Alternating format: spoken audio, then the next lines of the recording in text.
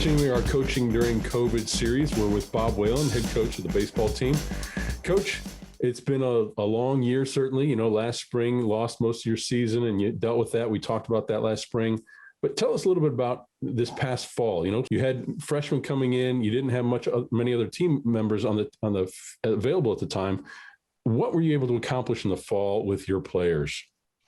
Rick, our approach was, at the time, of course, we had no idea that the season this past spring would be canceled for a second consecutive year. So we still had the approach that we were going to try to play. That's the only approach we wanted to take, is stay positive, stay upbeat, and do everything we can to try to evaluate and develop players. So the way that the roster was had been broken down, having only 2 classes per term on campus. The majority of the guys here this fall were the first-year players. So we tried to focus on their indoctrination to Division I baseball. We tell them all the time that when you go from high school to Division I college baseball, it's a big jump. So we tried to give them the best indoctrination we could about how we run the program, the importance of conditioning, the importance of working hard, getting in a routine, understanding what it takes to have success at this level. And then, candidly, it was just about trying to evaluate them, and then work on skill development individually by position. You know, in the various seasons here, fall, winter, spring, you've probably had about half your team members not on campus during that time. So what are you doing to engage those guys that are off campus? Well, as soon as the season was ended last spring, we tried to, develop some really fundamental, simple themes. And it was mostly based around just staying positive, staying connected, and staying together as a team. So when kids were sent home, we tried to keep regular contact with them, but I didn't think that filling in artificially, with programming was the way to go. When we Zoomed with them initially every couple weeks, every 1 to 2 weeks, when we had updates about how the process was starting to look like and their ability to come back in the fall, live off campus, whatever it may be. But I developed a routine of trying to stay in touch with them individually. So I would call every kid on the team just to check in on them in their health, their family, making sure that school was going well last spring, and then making sure that baseball was going well this past summer.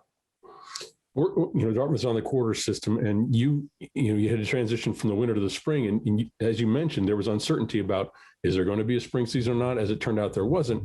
How were you able to manage expectations for the players in terms of whether or not you'd be playing and trying to make sure that everybody keeps an even keel as best you can in this very tumultuous time? The mindset and the attitude of the player starts with me and our staff. And so I said to them, though, there was a lot of information out there from the league that we were more likely not going to play, but here's some indicators that may be possible and things of that nature. I told them I was looking at it completely differently than that. We were going to play our season, our full season, and we had to be ready for our first scheduled game of the year. And we were playing until we weren't playing anymore. And someone was going to have to rip the uniform off my back before I figured out that we absolutely weren't going to play. And I think you have to take that approach to motivate the players, to be where they need to be. We talk with them, a lot about being where their feet are. So wherever you are at the time, be present mentally as well as physically, and work on getting better wherever you are in the best way that you can. And that's what we did. Well, the spring term just started this week, and players are coming back to campus. You've got, I think, about 17 or so guys on campus. What is it, when you are able to practice on the field again, what is a typical practice going to look like this spring? Well, once we learned in the winter that this current spring was going to be canceled, as well, we really focused on a couple of things, on breaking guys down by position, and again trying to stay positive and just work with them and give us an opportunity that you don't typically get as much in the late winter term and spring term, because you're always focusing on competition. So once the season was called off, it extended our window, which is a coach's dream. As much as it was crushing for our players, and we were heartsick for the players in not being able to compete, you'd have to stay positive and make the best of your situation that you can control. So what we did is we broke them up by position, met with each kid individually, either virtually or in person, and figured out and gave them a detailed long-range throwing program for the pitchers. So we recalibrated getting them built up from an endurance standpoint in the middle of April when we would have, or the latter part of April, if we had games, and recalibrate that now to the beginning of June, get them ready for summer ball. So, we're just every day we do what in coach's DNA. You get to go to the yard in some form or fashion and try to make players better. Well, we're recording this interview on opening day for Major League Baseball, and you've got a couple of players that have made opening day rosters. Obviously, Kyle Hendricks starting an opening day for the Cubs today, and Cole Sulser with the Orioles. So, you don't have players on the field here at Dartmouth, but you at least have a couple guys that have been in the program that are getting a chance to play at the highest level. Well, we are so proud of them, and they deserve all the credit for where they are. It's just really fun to be able to see them and know how hard they've worked and what they've put in to giving themselves even a chance to be there. I talked to Kyle earlier this week, and we had a great laugh about his time, at Dartmouth and his going into pro ball. He's going to be the opening day starter for the second year in a row. What a great acknowledgement of his accomplishments. Cole is going to be a big leaguer for a third year in a row, including the second consecutive season where he's going to break camp with the big club right out of spring training. And it's just so much fun.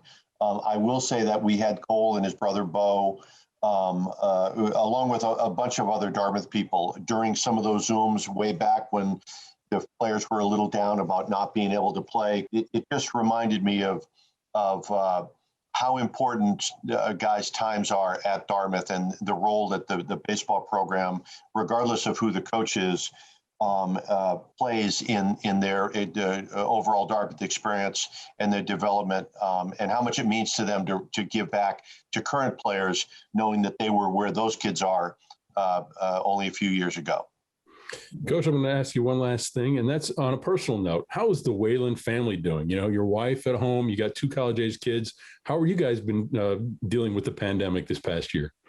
We're doing fine, Rick. Thank you very much for asking. I think as a parent, if your children are safe, it's always a good day. If your wife or spouse are healthy and you're in good health, it all flows from there. And that's what we always talk with the players. Your health and your family and your safety always is our biggest priority and primary concern. And, I'm just trying to live that, for our players and our staff the same way. All right, Coach. Well, thanks for your time today, and good luck with the practices this spring. And we look forward to seeing you guys back on the field next year. Thank you, Rick.